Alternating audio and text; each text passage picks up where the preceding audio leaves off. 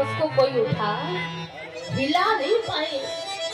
डगाई न शंभु सरासन कैसे, कामी बचन सती मन। किसी ने कहा क्या राजा वीर नहीं थे, राजा क्या बलशाली नहीं थे, धनुष को उठा नहीं पाए। बोले राजा तो वीर थे, राजा बलशाली थे, फिर क्यों धनुष को नहीं उठा पाए? बोले इसीलिए उस धनुष पर कोई ना कोई विराजमान थे कि राजा भी धनुष को उठा। क्यों? बोले पुष्प वाटिका में जो मंदिर था गौरी जी का, केवल गौरी मैया का था। मानस में जहां भवन लिखा है तो समझ जाइए वहां दो मूर्तियां नहीं है, पति पत्नी की मूर्ति नहीं है, केवल एक की है। गौरी मैया गई, भगवान शंकर से कहा बोले बाबा हमें बड़ी चिंता हो रही है। किस बात की हो रही है? कहा हमने सीता जी को वरदान दिया कि राम जी ही धनुष को उठाएंगे और राम जी ही धनुष को तोड़ेंगे, वही तुम्हें पति के रूप में मिलेंगे।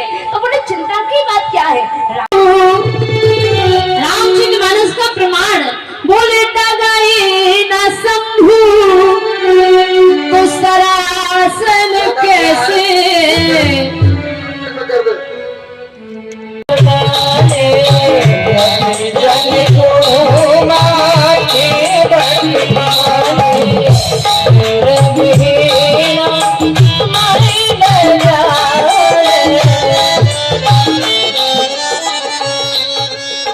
जनक जी महाराज ने देखा आज बेटी के कारण मेरी हंसी हो रही है।